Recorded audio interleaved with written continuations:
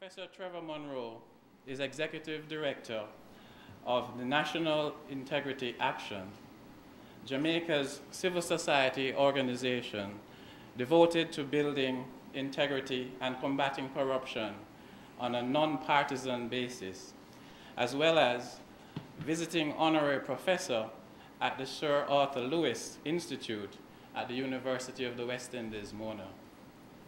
Professor Munroe is one of the Caribbean's leading scholars on government and governance, having authored or co-authored 9 books. He's a Jamaica Rhodes Scholar, completed his doctorate at Oxford University after having graduated from the UWI with a first-class honors degree in political science and a master's degree in government.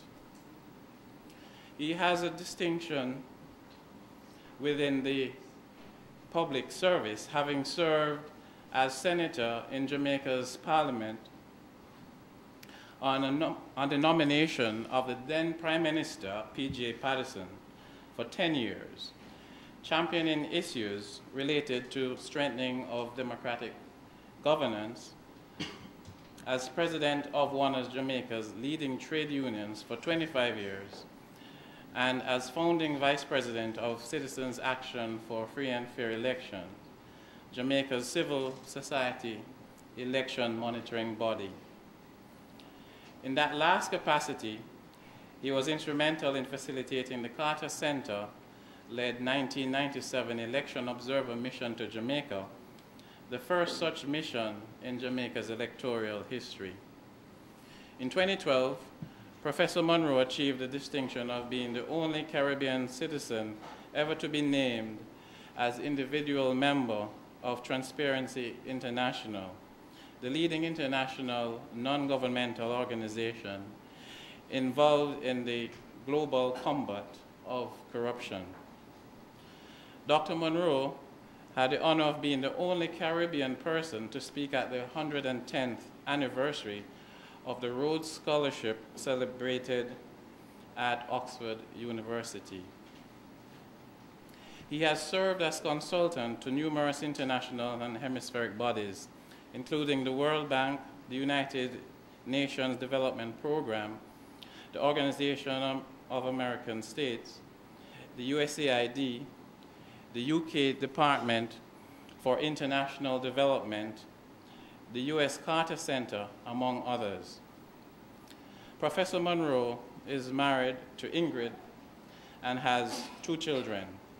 Please join me in welcoming Professor Munroe to the podium to address us this evening.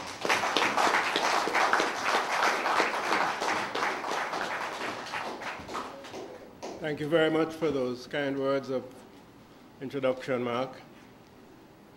President, Kiwanians, allow me first to thank you for this kind invitation to share this evening with you. When my dear friend Ian, Justice Ian Fort, called me, I had no hesitation in accepting. All we had to do was to settle the date, and that we did rather quickly, and here I am with you this evening. One reason why there was no hesitation is my continued admiration for the work being done by service clubs all over Jamaica, and in particular, the Kiwanians. So much of your objectives coincide with aspects of my own career and goals in life. Your concern to build an intelligent, aggressive citizenship is one of the permanent objectives of Kiwanis International. Your determination to build a sound public opinion that can enable advancing the cause of justice, of patriotism, and of goodwill.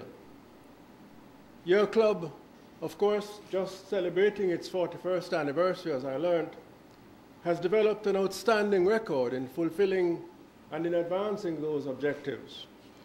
Allow me to congratulate you for that work you've been doing in education, in health, in services to children and to the elderly. When I looked at the record, and then I took a glance at your past presidents and leaders, I had absolutely no difficulty in understanding the outstanding record of your achievement, because so many of your past presidents, and I'm sure the current leadership, is of an outstanding character. Many of them I have worked with and associated with over many years. I recall not just Ian Fort himself, but Las Lewis, Doug Folks, who was on campus with me, and I won't tell you about some of his campus activities. That's an expurgated version would be necessary for that. I think of Leon Anderson and Leighton McKnight, to name but a few, outstanding leaders producing an outstanding record, a record which Kiwanians elsewhere may well do best to emulate, as indeed Jamaicans who wish our country well. This evening I want to share thoughts with you on this issue of combating corruption and growing our economy to a level of prosperity. My thoughts on this were rekindled by remarks made just 1 week ago, Thursday, at the town hall meeting at the University of the West Indies by President Obama.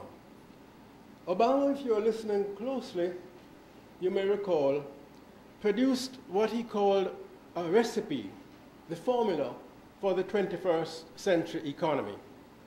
And amongst the elements of this formula were two I would like to bring to your attention, especially this afternoon. Number one, address the rule of law. And two, eliminate corruption. And end of quotes. I could not agree with Obama more, and I'm sure all of you in this room and beyond could relate to these ingredients of the recipe for building a prosperous economy in the 21st century. And of course, we who share that view, we're not alone. Just 5 months ago, in December 2014, before the president spoke, a poll, a national survey done by one of Jamaica's most distinguished and reliable pollsters, Don Anderson, found that our Jamaican people believed that the main reason for continuing hardship was not, as you might expect, the mismanagement of this government or a past government or even the IMF. They found, that poll did, that our people believed that the main reason, more than any other factor responsible for continuing hardship being experienced by so many Jamaicans, was the C word, corruption. Well, that's the view of the man in the street. It's also the view of NIA. You may have noticed our billboards in different parts of the country. Less corruption equals more investment, equals more jobs. That is our way of putting it. Internationally, the global community agrees with the man in the street. The global community agrees with Obama and with NIA. This is reflected in a particular report to which I want to draw your attention. The Global Competitiveness Report of 2014-2015. And in that report, which reviews 144 countries, Jamaica ranks somewhere in the 80s, a bit of an improvement on where we were the year before. But there's one constant factor. One of the 3 of 16 most problematic factors for doing business in Jamaica, according to the Global Competitiveness Report, is corruption. What of the authorities? That's our view, that may be the view here, that's the Global Competitiveness Report's view. But what of our authorities here in Jamaica? What is their assessment? This is clearly set out in an important document which I believe we, the people, the media, the citizenry, have paid too little attention to. It is entitled The National Security Policy for Jamaica Towards a Secure and Prosperous Nation. It may be accessed on the website of the Cabinet Secretary in the Office of the Prime Minister. It was laid in Parliament just a year ago, before Obama gave his formula. It was laid on April 29, 2014, Ministry Paper 63. This document sets out clearly the extent to which crime and corruption have held back our people and our country, and the degree to which combating crime and corruption is a critical tool, a critical avenue to growing our economy and taking our people out of hardship into prosperity. Let us review that document in some of its most important assessments. In the first place, Jamaica's national security policy identifies, and here I quote, as a high probability, high impact, tier 1, clear and present danger, facilitators who launder proceeds of crime, a political system compromised by links to organized crime, corruption of elected and public officials, public works contracts awarded to criminals, end of quote. This is not only my assessment nor yours. This is the position of Jamaica's governing authorities. What else does the ministry paper say? Ministry paper 63, April 29, 2014. It says this, and here I quote again. The economy is now at best 1/3 of the size it should have been. It may only be 1/10 of the size it could have been, end of quotes. You do the arithmetic. 3 times larger than where we are now, with a per capita income of $5,000 US, way behind Trinidad, way behind Barbados. Multiply that by 3, you get $15,000 US per capita, is where that document says we could have been and we should have been. Arising from this, the document states, and here I quote again, the most important task facing Jamaica today is to root out crime and corruption and thereby address the underlying cause of Jamaica's social and economic problems. On perhaps a personal note, permit me, the road on which I now live, Dillsbury Avenue, many of you may try to drive there sometimes, is not really a road. It is a series of potholes with some discernible asphalt in between. Many Jamaicans, perhaps some of you have a similar experience. No link to corruption, you say? Well, let us turn once again to our text of the evening, the national security policy laid in Parliament last year. And here I quote, the direction of public works contracts into the hands of political affiliates has also been particularly damaging, as this has often resulted in unnecessarily expensive or poor quality infrastructure. The document continues. For example, a contract to build a road might provide an opportunity to reward political affiliates, and shoddy construction would ensure that the road surface would crumble, which would then allow the issuing of another contract to resurface the same road. End of quotes. The national security policy continues, and please take note of this.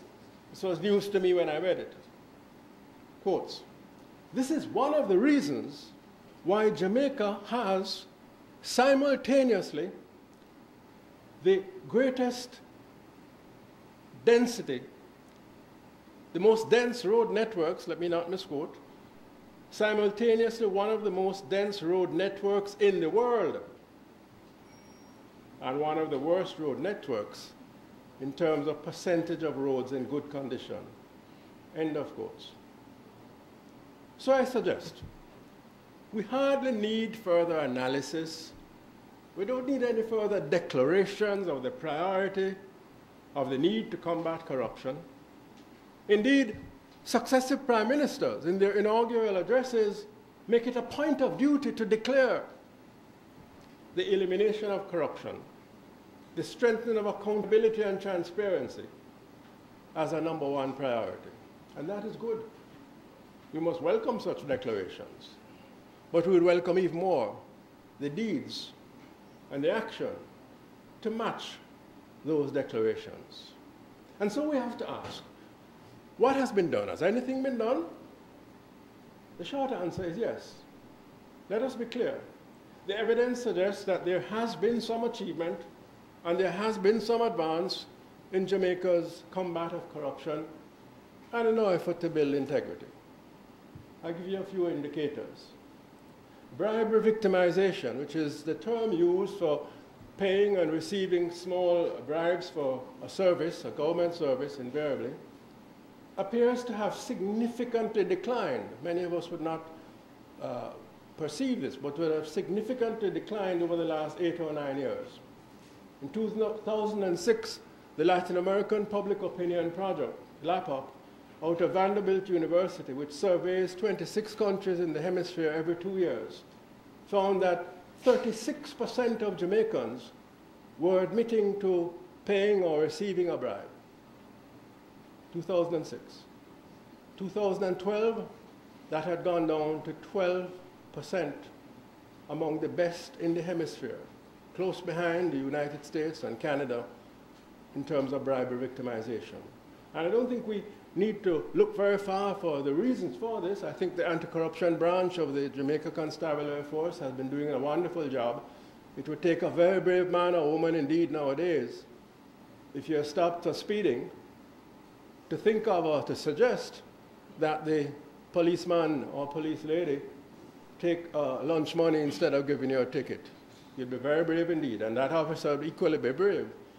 500 officers have been separated from the police, the Jamaica Constabulary Force, over the last 5 years for one form or another of corruption. And that represents a significant step. I remember doing a study in 2003, and in the previous 5 years, a grand total of 5 officers were separated for reasons of corruption, 500 in the last 5 years. Secondly, there can be little doubt that citizen awareness of the negatives of corruption and willingness to get involved, to deal with it, has apparently increased. And in some respects, the study that I have seen, the Global Corruption Barometer in 2013, is now well above the global average. 107 countries were looked at. And the question was asked, are you willing to join an anti-corruption organization? The global average in the 106, other than Jamaica, 53%. In Jamaica, that was 77%, ladies and gentlemen. Then, of course, we note recently that senior public servants are now being brought before the courts to answer corruption charges with greater frequency. Political parties, which for 70 years have operated as private clubs, like a youth club, but exercise power to tax you and I and to make laws, now, for the first time, have got to be registered under the recent amendment to the Representation of the People Act, and therefore brought under some degree of statutory regulation. So these represent elements of progress. I'm sure you will agree with me. And as we speak this evening, after 6 years of stop, go, 1 step forwards, 2 steps backwards, there is now a bill before a joint select committee of Parliament providing for, among other things, a special prosecutor to deal with acts of corruption. So steps have been and are being taken. Let us not fool ourselves. But I'm sure you would agree with me that to end 40 years of less than 1% per capita per annum growth in GDP, among the slowest in the world, to bring an end to declining productivity and increasing poverty and inequality, more urgent and decisive action is needed if we accept Obama's recipe for the 21st century economy, if we accept the judgment of our people regarding the main reason for continuing hardship, and the assessment, of course, let us not forget, of our national security policy as to what the #1 priority is in building a prosperous economy. Therefore, we have to turn to an agenda for action I mentioned two elements of that agenda and share those with you this evening. Action item number 1, plug continued gaping loopholes in legislation, gaping loopholes which facilitate corruption. In this regard, the first priority, raised in Parliament, debated in Parliament in one form or another for over 10 years, is campaign finance reform. Let us be clear, this is not a Jamaican problem alone. Every single democracy, including our own, has to face a particular danger. The danger that it is not the electorate, but rather well-connected, wealthy minorities with special interests. They pay the piper, and therefore, too often, more often than not, they call the tune. And for that very reason, the vast majority of democracies across the globe, the United States, the United Kingdom, small countries, large democracies, except Jamaica and the states of the Caribbean community, these are the outstanding exceptions, they find it necessary to regulate political party funding and election campaign financing as one way to insulate, to protect the authority of the majority vote from being undermined by the power of the minority's money. They do this by various means, by limited public funding in many instances, by disclosure of who is paying the piper, for example. So in relation to the United States, I know, and you can easily, just by clicking the mouse on the computer, going on to the US Federal Election Commission website, you can know who was Obama's main financial contributor in the last election and his opponent, Romney. His main contributor, Jeffrey Katzenberg, the CEO of DreamWorks Animation, the Hollywood firm. And similarly, Romney's main contributor, a man by the name of Sheldon Adelson, a Las Vegas casino owner. That's disclosure. So you know who is backing who, not after, but before. This afternoon, coming to speak with you, I thought I'd take a look on the website of the United Kingdom Elections Commission. And there you see, week by week, who are the main contributors, the biggest contributors to the political parties, so that the electorate is able to get a picture of who is in a position to get what in return for what. The pre-poll donations, the 30th of March to the 5th of April 2015, that's on the UK elections website right now. Yet in Jamaica, we were told by the officials in both political parties that in 2011, 1 billion Jamaican dollars were spent by the party center, both parties, on the election. This did not include constituency expenditure. Who gives big money and therefore is likely to have big influence on government and get big favors in return is a big secret in our country. Not required by law to be disclosed, and so it has been for 70 years. Such secrecy, wherever it exists, facilitates backdoor favors for the minority at the expense of the public interest. No wonder Jamaica ranks number 94 of 144 countries in the world when it comes to favoritism in the award of government contracts. That is the Global Competitiveness Report. The campaign finance reform proposals passed by the Jamaican Parliament are far from perfect. But after 15 years of talking, 15 years of recommendations debated and considered, I regard these as an important first step in regulating the role of money in politics. I shouldn't have to wait, nor should you, for a court document out of Turks and Caicos Islands in the confiscation order in relation to David Smith to discover, according to those court documents, that Smith gave $5 million to the Jamaica Labour Party prior to the 2007 election and $2 million to the People's National Party. That should be disclosed. Subsequent, this money launderer and financial criminal, he was not that then, because he was not tried in any of our courts, nor prosecuted.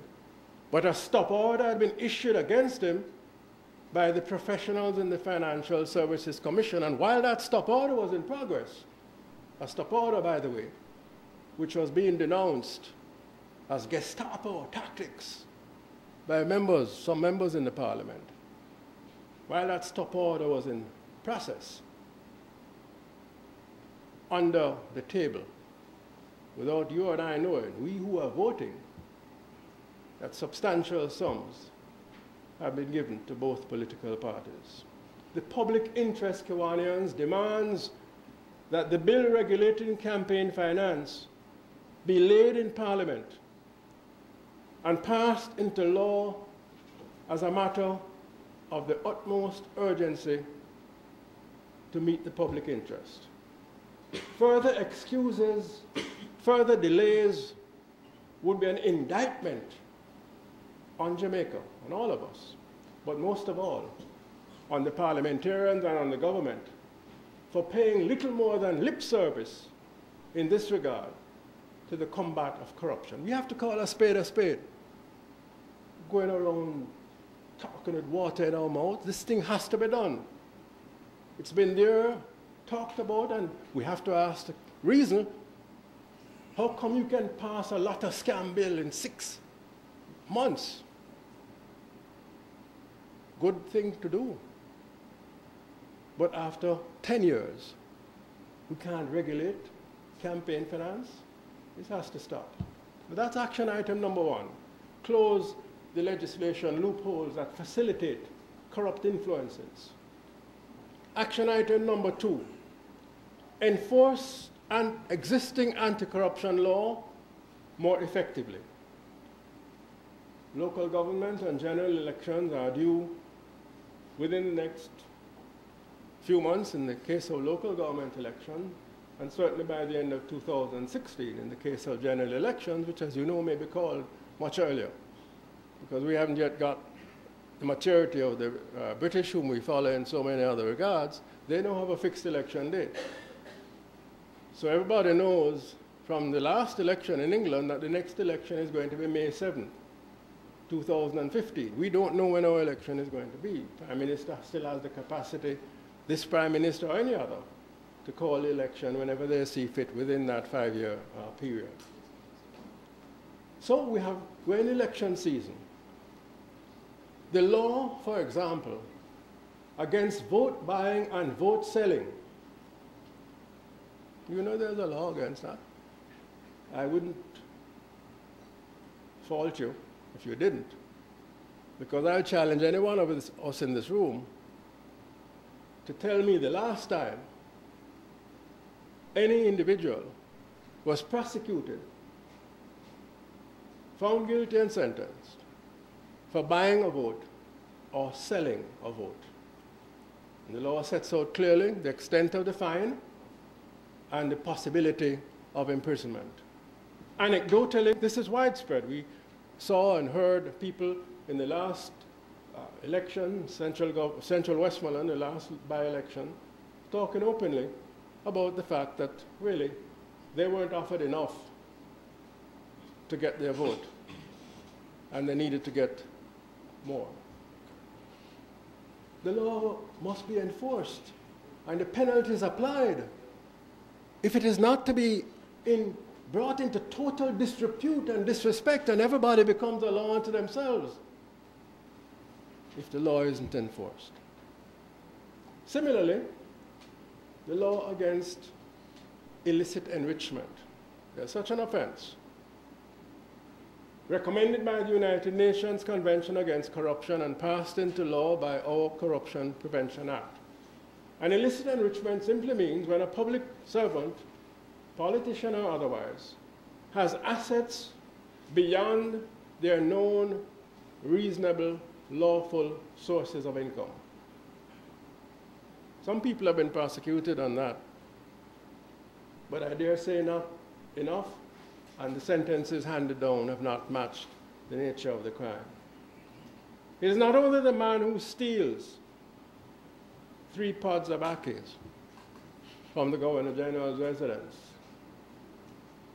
or 18 mangoes from somebody's yard, or 18 oranges, not mangoes, 18 oranges, who should go to prison.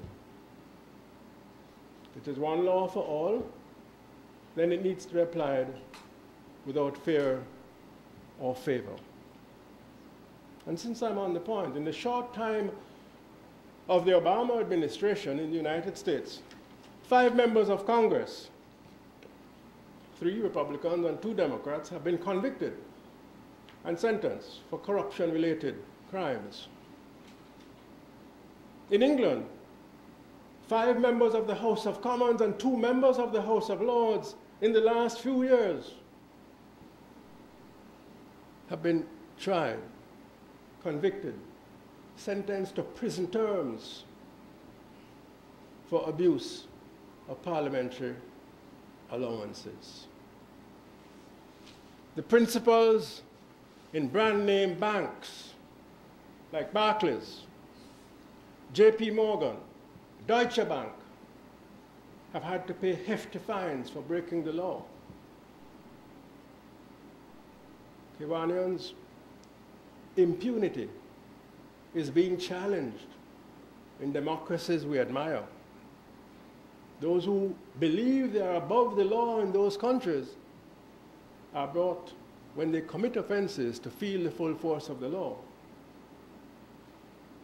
Let the rule of law, that important element of the recipe for a 21st century economy, let the rule of law be enforced here as well, without fear or favor, and with malice to none. I mention only these 2 urgent agenda action items, plugging the legislative loopholes and enforcing the law. And there are others, but we will not go into those this evening. But even for those 2 items to be effectively tackled, and for there to be an impact on corruption, I suggest that there are 3 preconditions I want to share with you in conclusion. Number 1, a more aware citizenry and an informed public opinion, part of the permanent objectives of the international Kiwanis movement. What do I mean by a more informed public opinion? Take one example. Between April 2014 and February 2015, the Jamaican government's budgeted expenditure for capital programs, that is infrastructure of one type or another, has had to be cut by over $9 billion, or almost 29% of what was budgeted for capital programs. Why?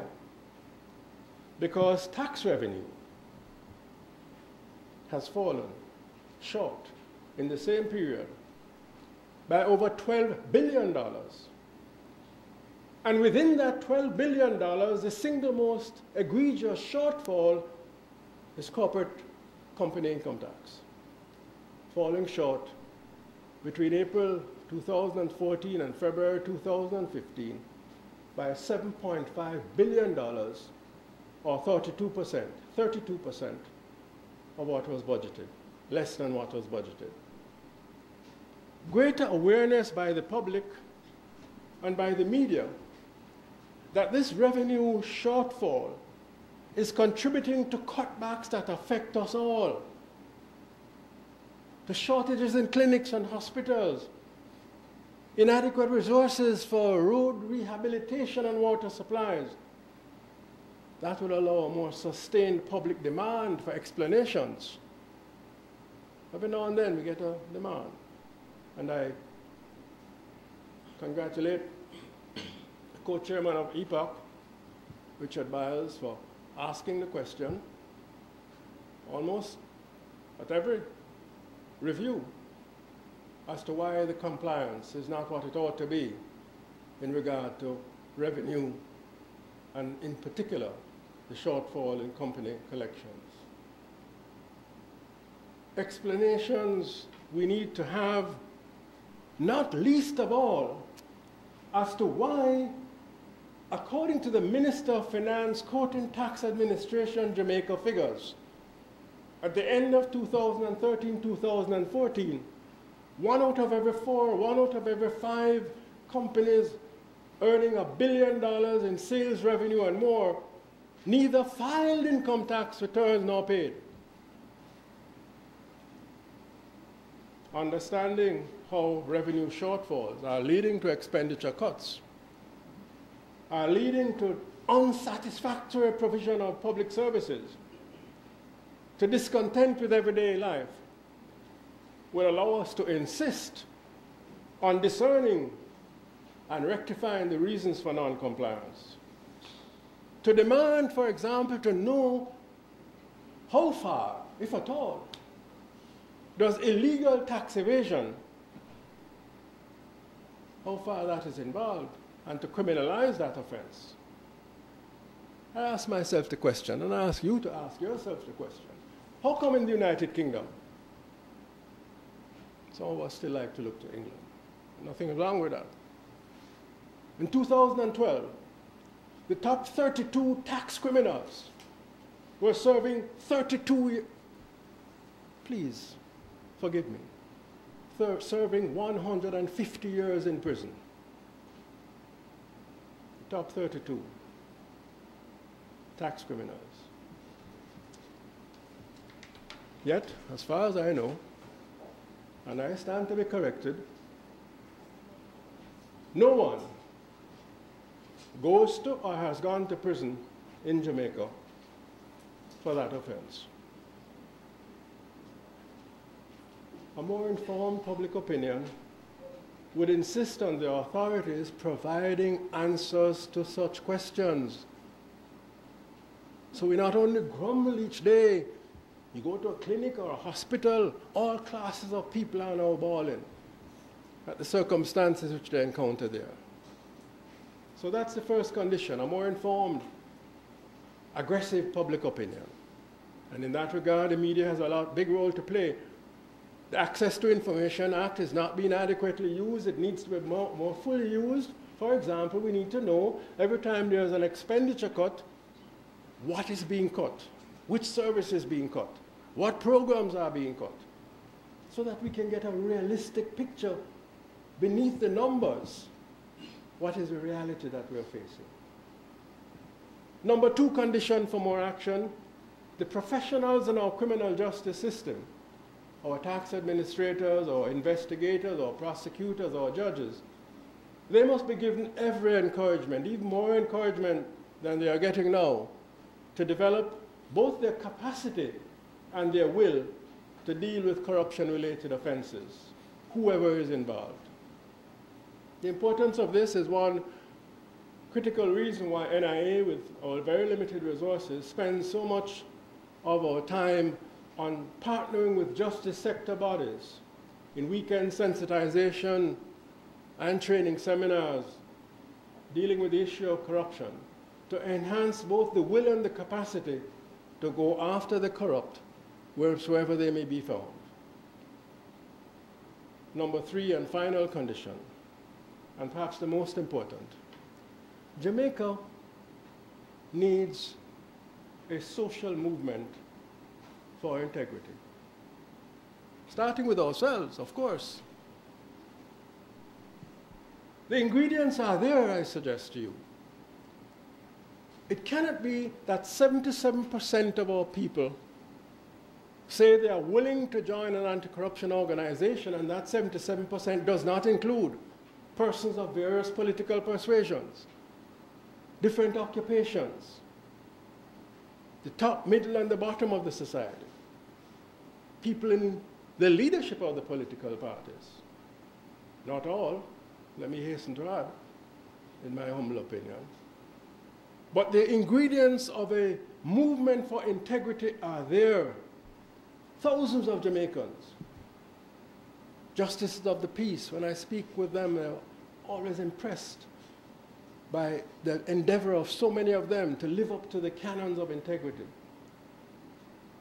Members of church organizations now beginning to be more concerned at the impact on their communities. 10,000-man march and families in Spanish Town, a good example of motivating and mobilizing the people at the grassroots to isolate the corrupt and the violent within the communities. I get the sense that that feeling is developing in our churches. The student and youth associations, service clubs like your own, and many supporters of political parties at all levels, I get the sense they would like to see less corruption and would be willing, given the opportunity, to take a more active stand against the corrupt.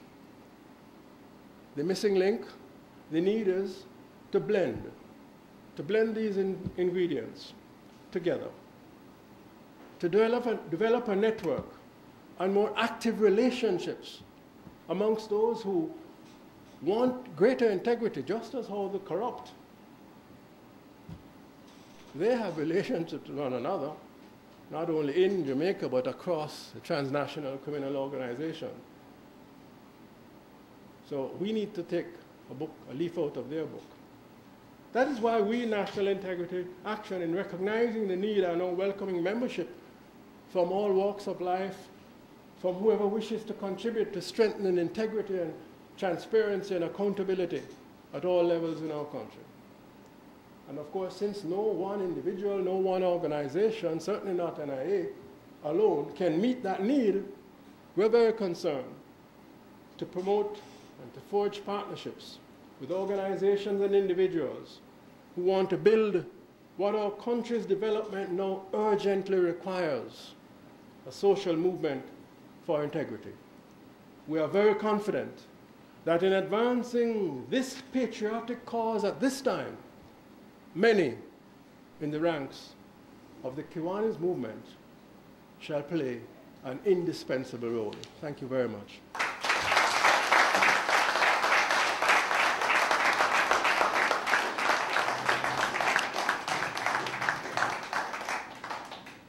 Thank you very much, Professor Trevor Munroe. We'll field a few questions, and that's a DP John leading the part. DP John.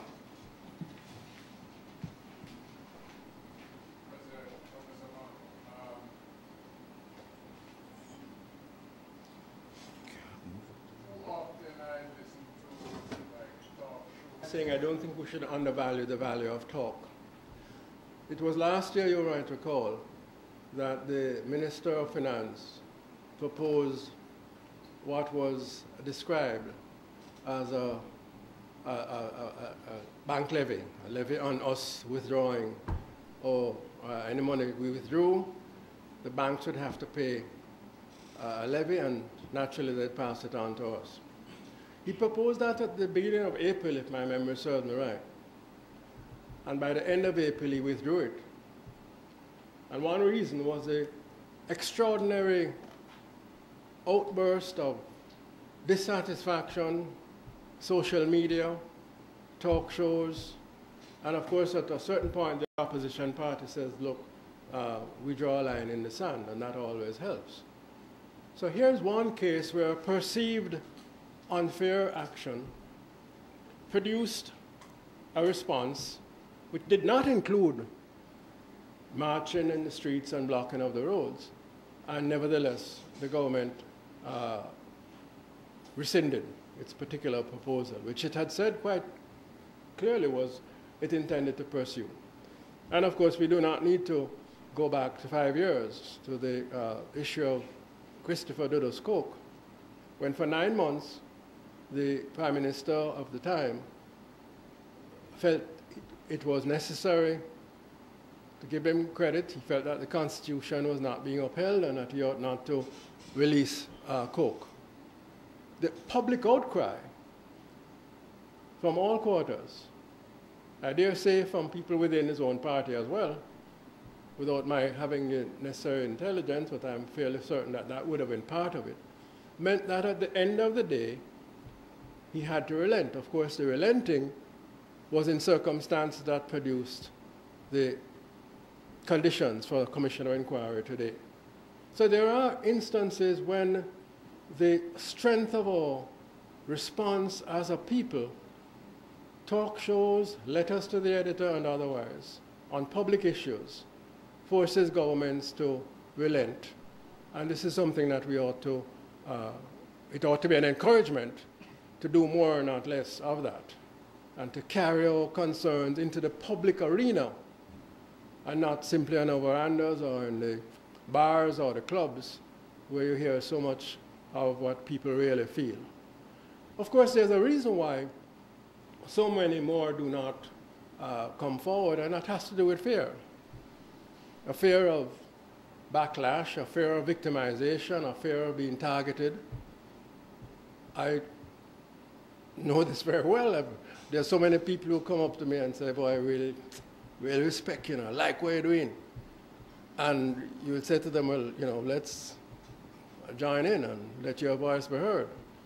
And it doesn't go beyond that. The admiration and the respect, I'll be behind the scenes, but I won't be up front. There's a genuine fear. And reasons for that is that people have been victimized in one way or another for behaving in a courageous fashion. And you have to give credit to their concern for themselves and their families. Final point I'd make is that not enough use is being made of the Whistleblower Act. It does provide an element of protection for those who see wrong and want to report it. And I have to tell you that within recent times, the number of reports that are coming into our office and which we forward to the appropriate authorities, because we're not police officers or investigators. Many times we forward to the Contractor General's office, and you've seen within recent times the investigation reports into the Hanover Parish Council were triggered by an anonymous person indicating that this is a reason for something wrong is going on here.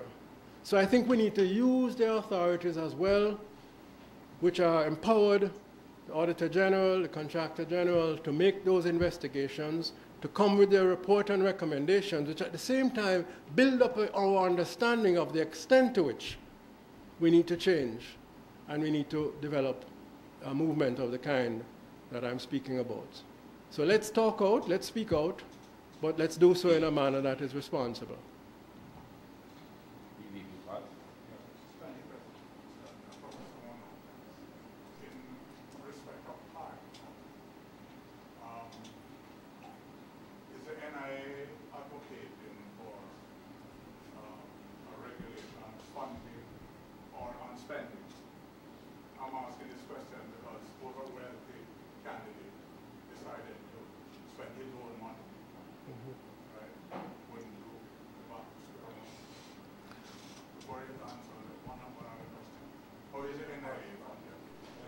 Let's start with the second first. The NIA is funded largely by contributions, grants, by agreement with USAID and with the Department for International Development in the United Kingdom. And we're also funded by contributions from Jamaican corporate. For example, Flow Cable Channel were giving us the extent of $2.4 million per month for running our advertisements free during much of 2013 and 2014. And as we speak, as we move to a new stage, we are approaching independent individual benefactors, some of whom I hope are in this audience. And initial response has been very good. A gentleman has offered 1 million Jamaican dollars per month for the next 12 months. I'm going to put his name on our website, but I need to let him know first. And there are others I'm talking to who have said they're very supportive. Some of the major companies who say that they want to see less corruption and more integrity, they indicate support as well. So we have been too largely, in my view, dependent on external funding. they know better than try to direct me to do what they would wish me to do. We have a program of action. It's on our website, and their programs coincide with ours in relation to the combat of corruption, and to that extent, they provide us with funds. They do not attempt to direct us, and were they to do so, we would simply say to them, as I say this publicly, as I've said to any of them privately, we'd close down, shut it down, rather than accept foreign direction in areas that are not in keeping with our own mission. As you know, that some non-governmental organizations and some civil society groups seem to have been more influenced by external concerns, somewhat out of keeping with our own culture, and that is not what we intend. We certainly will uphold our integrity. That is where we stand, and that's where we shall continue to be. But we definitely need to complement external funding with internal support. On the first question you posed, the recommendations of the Electoral Commission of Jamaica, the first set of recommendations went to Parliament in 2011, were debated. The Parliament had concerns, went back to the Commission, and a newer set of recommendations have come out. And we support those as a first step. They involve a limited element of disclosure. You give $2,000 or $10,000 to the PNP or to the JLP, the current bill that is likely to arise from the recommendations, that won't be disclosed. But above a certain amount, I believe the sum was $1 million and above, that will be disclosed. To the Electoral Commission, the party accounts would have to be disclosed to them. And the Electoral Commission includes a number of independent persons.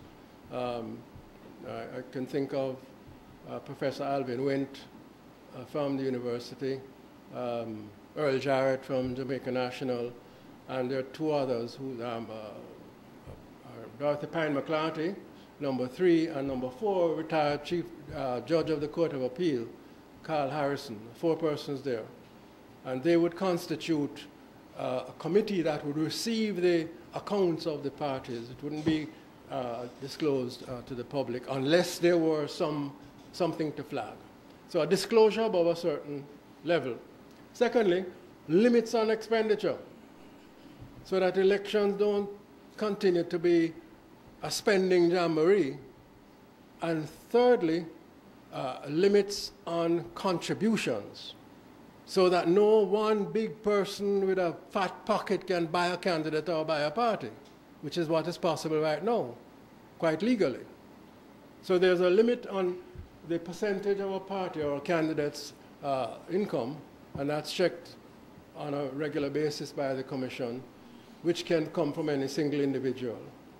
So those are 3 elements, and of course the 4th one would make it illegal for foreign entities, private entities or public entities in particular, to give money to the political parties. As you know, in the Eastern Caribbean, there have been many cases in the China-Taiwan conflict, each side trying to influence political parties by the amount of money they give in order to get them to support one or another side at the United Nations. That would be made illegal, impermissible, with the proposals now before being drafted into a bill.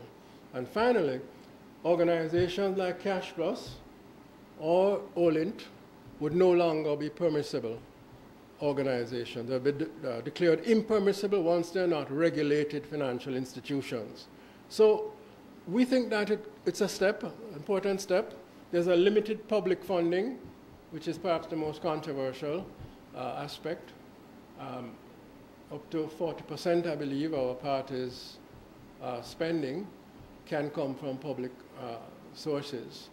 But it's a start to limit what is now a total free-for-all in terms of money being able to buy influence without us being aware to any extent of what is going on.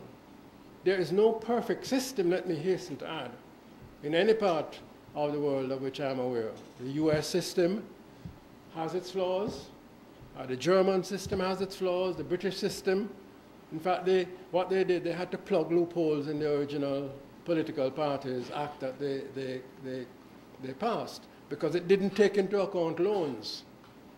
So that at one point, one of the parties, instead of getting donations, was getting loans.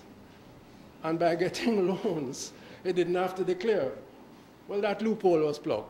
So now you'll go on the website and it's where loans are being required for declaration. So the point I'm making is that there's no perfection, but if you begin, you've made a start, which you can improve on and amend as time goes on.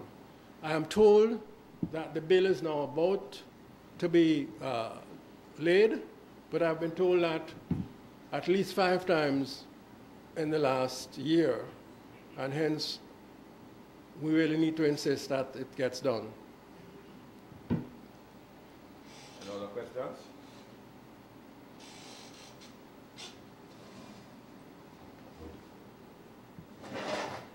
Yes, Prof, it seems as if you spoke quite clearly, and all of us understand where you're going with the organization and how we can assist you in ensuring that it survives, because it will only help us and help our children and our children's children to make this our land better now and moving forward in the future. I now ask Director Radcliffe to do the vote of thanks.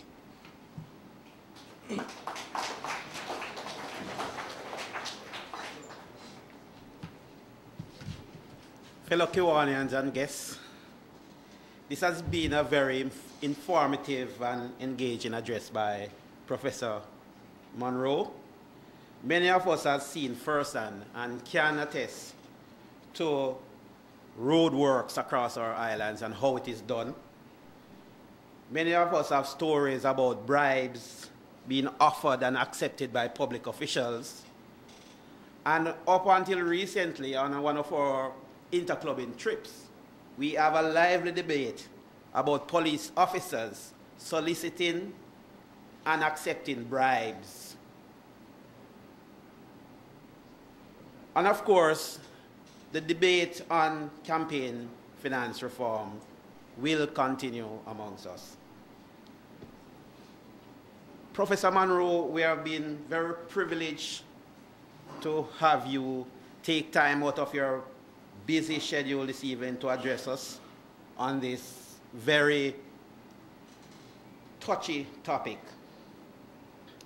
So, on behalf of the Kiwanis Club of North St. Andrew and our guests, we want to thank you, sir, for spending some time with us to inform us about corruption and the various other areas that you touch. As leaders, we will endeavor to ensure that we play our part by applying those areas of our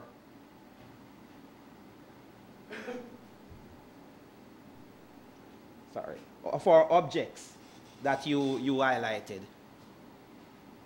So, on behalf of all of us here tonight, thank you, sir, and we are very enlightened about everything that you discussed today.